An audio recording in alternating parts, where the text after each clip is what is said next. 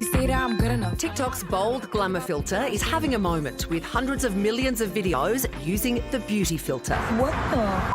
This filter should be illegal. Here's the real me. You are beautiful just the way you are. From doggy ears to artistic AI renderings, filters are nothing new. Look at me, I'm Caucasian. But this is something else. The bold glamour filter. Unlike filters of the past, the bold glamour filter basically overhauls your entire face, contouring and reshaping in real time. That filter.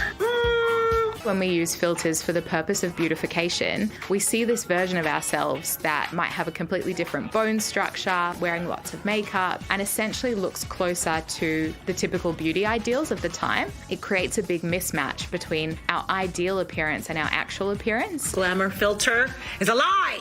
Because this filter uses sophisticated AI tech, it doesn't glitch, so it can be extra difficult for users to pick up on where and when the filter is even being used. When we're scrolling through social media, often we're just kind of accepting what we see as reality. We begin to think that everyone in the world looks like that, and that lifts this standard of beauty that we expect of ourselves. Hold on.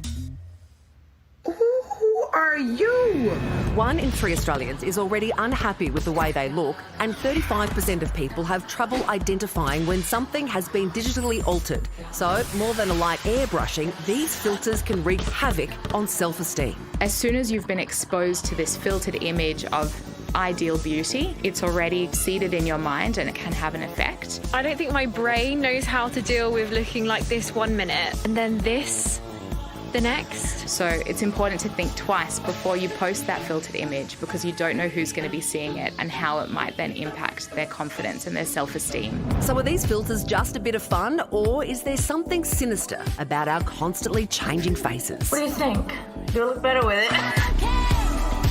Heidi Anderson is a body confidence coach and she joins us now. Heidi, when do you think a filter like this tips over from a bit of fun to being a problem? Well, I think it's no fun right now. I mean, for me, when I was thinking about this today and seeing, many people use this filter today, I was like, this is already a problem. But now we're really starting to see everyone look exactly the same because of these filters, and it's taking away our imperfections. So it's no fun anymore. I don't know how I would have gone as a teenager with this filter around, but I've got to say, I don't even look like the way I look right now in real life. There's a whole team. There's a whole team of people who dress us, who light us, who do our makeup to make us look TV glam. So do you think that makes the filter more dangerous than young people, say, looking at movie stars, people in magazines?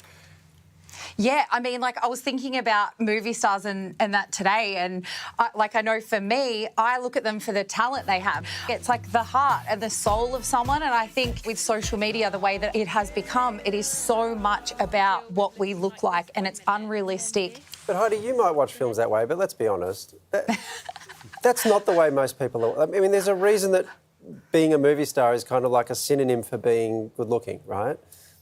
Clearly that's part of the whole thing. I guess what's beneath Sarah's question is this any different to the problem that we've always had in this regard? Well, yeah, you're right. This is a problem that we've always had, and I hate that. I hate that we're watching Chris Hemsworth on TV because of his body. Okay, maybe not really in his latest Disney documentary, but, I think this is the problem. We keep feeding the beast, and it's conversations that we need to have with our children at home about what really, really matters, and conversations right now on the project that these filters are unrealistic, and the beauty standards that we're putting out there are really hard to meet. This might surprise everyone, but I actually do look like this. This is the real me, Sarah. Perfection, Steve. Nothing can help. Nothing can help. Do we need to label these things so people clearly know, Heidi, that these things are filters?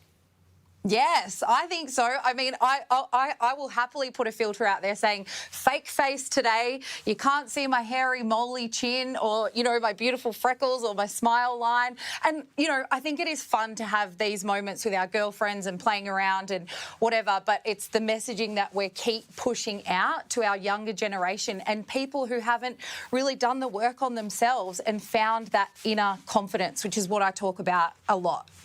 Heidi, you have been so open about your own body struggles, and I think that we've all got this bully in our head that likes to tell us what's wrong with our body. How did you manage to tame that bully in your head? You know, all of us have so many inner mean girls in our heads, or boys, or whatever you want to refer to them. And so for us to have this conversation and for us to become really aware about these voices is the very first step.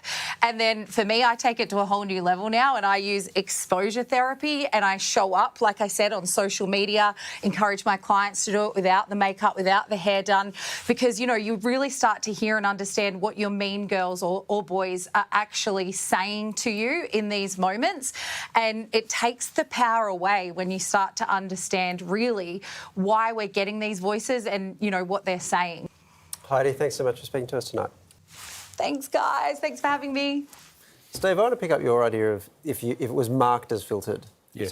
So Gab, our producer, who knows a lot more about this than I do, says there are actually marks there, but they're small, and so you can put text over them and stuff like that.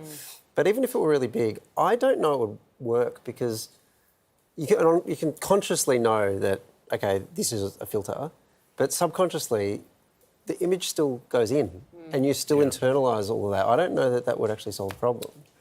Is this a good or a bad thing, these things? Interestingly, just picking up on that point, in 2017, French fashion magazines decided that they were going to declare all images that have been retouched, and I actually don't mind that. When you're looking at an amazing girl with not a dimple on her thigh or whatever, going, OK, well, it's been retouched, so I can kind of deal with that a bit more. But don't you think, unless you see the untouched image? Yeah.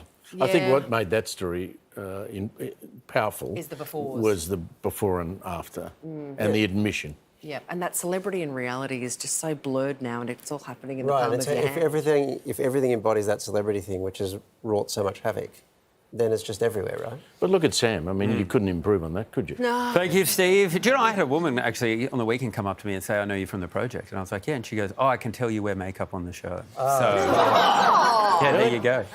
Yeah, I liked it. She was very nice. Eyeliner. I was like, thanks for for a watching. weekend.